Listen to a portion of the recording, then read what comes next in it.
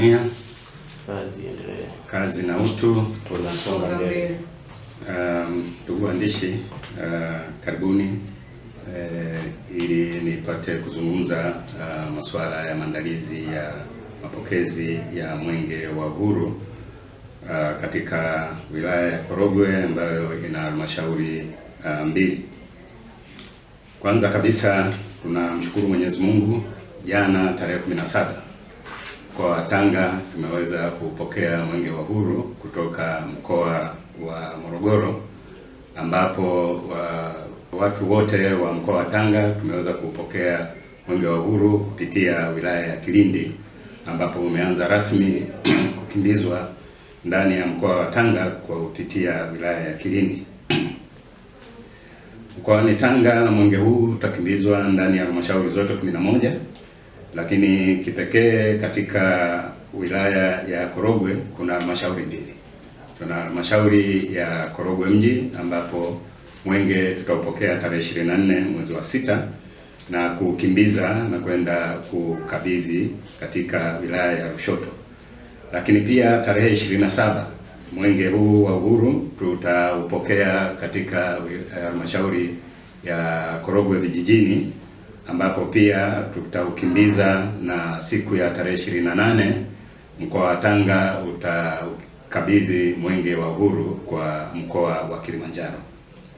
Kauli mbiu ya Mwenge wa Uhuru wa kitaifa kwa mwaka huu 2026, ujumbe mkuu ni kuhusisha masuala ya amani, umoja na mshikamano wa kitaifa, ambapo kauli mbiu inasema Tanzania ni yetu sote, tushirikiane kwa pamoja katika kujiletea maendeleo. Jambo hili ni la msingi sana, ambapo niwatake na kuwaomba na kuwasihi wananchi wote wa wilaya ya Korogwe. Wito wangu kwa wananchi, tujitokeze kwa wingi kulaki Mwenge wetu wa Uhuru kwenye maeneo yote ambayo utapita, ikiwa ni pamoja na kutembelea miradi, kuweka mawe ya msingi, lakini pia na miradi mingine kuzinduliwa ili iweze kutumika na wananchi.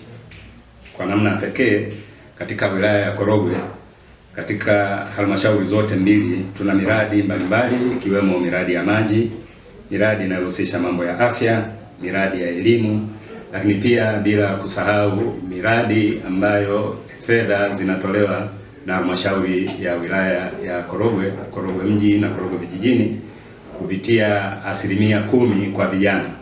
Kwa pamoja na maeneo mengine tutapitia Mwenge wa Uhuru pia utapitia kwenye maeneo ambayo vijana wanafanya shughuli zao kupitia mikopo ya 10% ambayo wamekopeshwa. Lakini pamoja na hayo, Mwenge wa Uhuru utapitia maeneo mengine yakiwemo miradi ya kiuchumi ambayo inaendeshwa na watu binafsi wakifanya shughuli zao za kiuchumi mbalimbali. Kwa hiyo niwasihi sana wananchi wote wa wilaya ya Korogwe na halmashauri zote mbili, Korogwe mji na Korogwe vijijini, tujitokeze kwa wingi katika kupokea na kulaki Mwenge wetu ili tuweze kukimbiza kwenye maeneo yote yaliyoainishwa. Asanteni sana.